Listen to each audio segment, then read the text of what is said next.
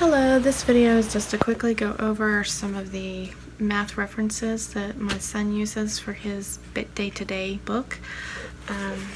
On the front, I laid a multiplication table that's usually taped up on his CPU. So aside from this book, he also has this just taped up so he doesn't have to look at any book or anything to get this because it's the most commonly referenced thing. It's also covering some personal info.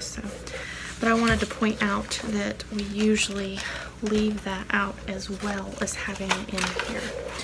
In this binder, it has evolved beyond just math. It is also other things, like we have several charts from Christian Light. This is one of them that was just cheap to buy, so they were just handy as can be to have. So we went ahead and got them. In the front, I usually leave a calendar. He does not often reference it because we have calendars up on the wall too, but occasionally he does. Initially he was marking out, hope you can see, marking out days and stuff, and he stopped doing that early in the year. But that's fine, not a big deal. The main core is multiplication chart. This particular one was a freebie from the internet. I printed it out several years ago, so I'm sorry I don't remember where, but there's so many online, I'm sure you can find one. I do kind of recommend color because he seems to rely on knowing what, like he knows that the 4s are green and so on, so that's helpful. On the back, I had laminated, but you can use page protectors. On the back is this other form of a multiplication chart. It's handy, but I don't think he ever references that, but it just depends on what your kiddo is used to and what they like. This is a place value page. I had did this in Excel maybe 3 or 4 years ago, something like that.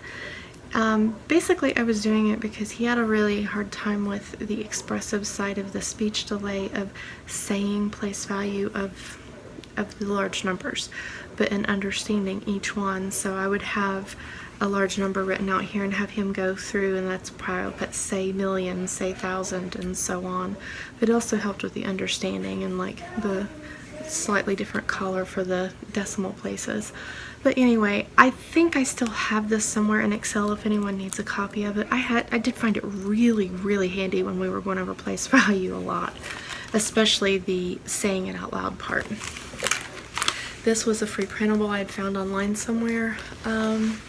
I don't think it says anywhere on it, so it's just a gamble of trying to find it. Again, it's been a few years, but you can find various ones. It's similar.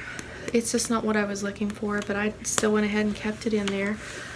This is a math reference chart that I created a while back. He's not really doing this in teaching textbooks right now, but he was in the previous curriculum we were tinkering with, where he would really need to know the various parts of the math problems and what ways each problem could be rewritten, and also with the letter substitutions of using A, B, and C and such to represent a number. So I made this chart because he was having serious memory issues with trying to remember the various ways that these things can be written out. And I think I uploaded that in a file in the Homeschooling Dyslexic Kids group, but if anyone needs a copy of this file, I'm pretty sure I can find that one. It's within the last year I made it. Like there's the back side of it. I don't know if you can see. Pause if you need to. This chart is probably one of the oldest things in my little book, and this was actually what kind of birthed our math reference folder, because he referenced this a lot initially in early math, especially when he was tinkering on Nessie games and stuff a lot. The remembering all the things about calendars is very difficult for dyslexic kiddos. So this chart, literally, it was just handwritten. It was a mess, and then my daughters went through and scribbled on it. So it's a mess, but it works. This one here, I'm trying to get these where you all can see. This is from the back of a Christian Light math book. It was a very handy chart. It was frequently referenced when he was using Christian Light math, but it's still handy, so we keep it in there. This is one of Christian Light's more formal math reference charts that they sell these for like $3 a shot. I typically go ahead and pick them up because I just find them so handy. They have so much crammed on them, and it's crammed on neatly. They have like 3 versions. There's elementary and then a couple others.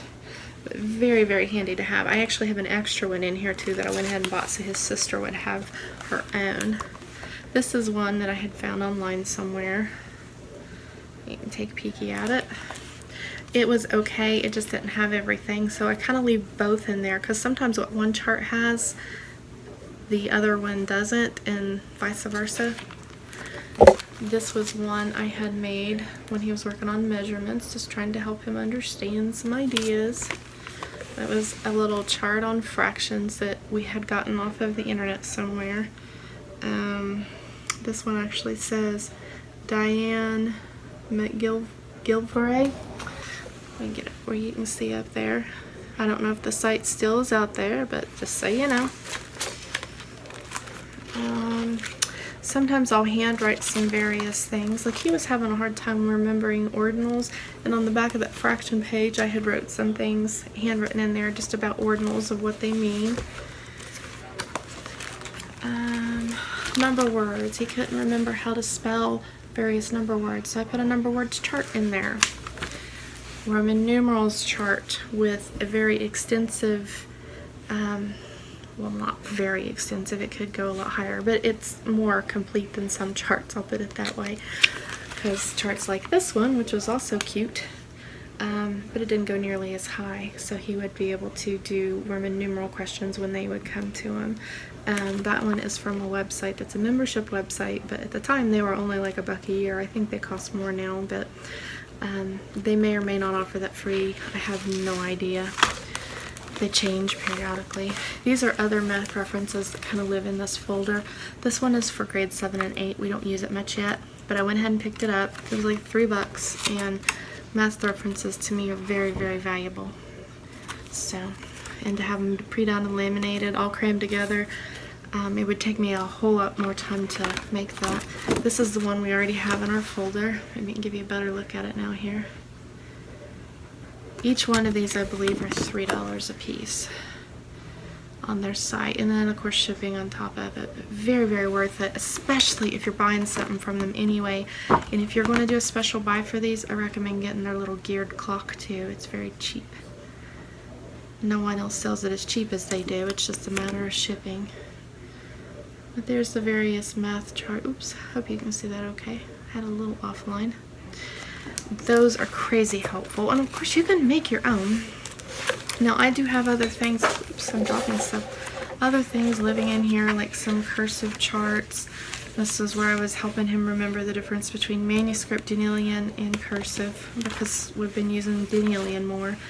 And this is a chart. You guys might laugh at me, but to help with commonly misspelled words, I took all of the Dolch words and I think some of the Fry words, compiled a big list of them, and then put them in alphabetical order like a dictionary might be, just without the definitions.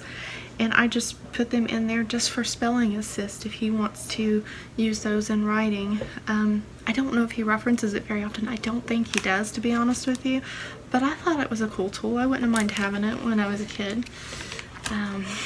But that's there for spelling help, so it's an idea. Maybe it'll help someone else. This was another like printable off of the internet, 200 most commonly spelled words.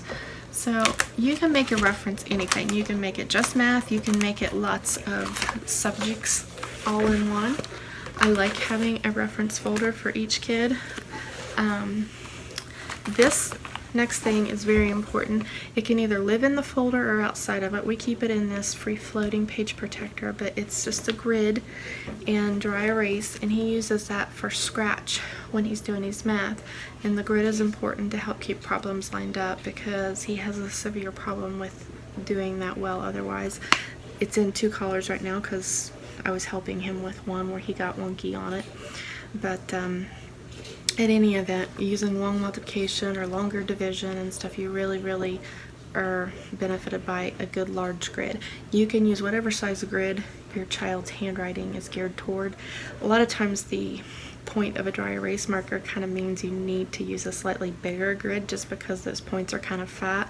Even if you get the extra fine dry erase markers, it's hard to get really small writing on there, so just do the best you can, but I do recommend those little slightly bigger grids for that. On the back we had a 100 chart, and I tucked this in here actually for its grid because that has a nice big fat grid. But you can get lots of free grid printables if your kiddo's having a hard time lining up math problems. Another tip, I don't have it out to show you, but was it Math Mod or Mod Math? That app, it's a free app and that lays all your problems out on the grid. And you have to learn to use it, but that is super duper useful if a child is patient enough to put all of that stuff in on the Math Mod app. And I might be saying it backwards, I forget how it is. But this is usually a little bit faster, and he does do this as he's doing his teaching textbooks. So I hope that helps show you an idea of what a math reference or a general reference folder can be for a kiddo. Have a blessed day.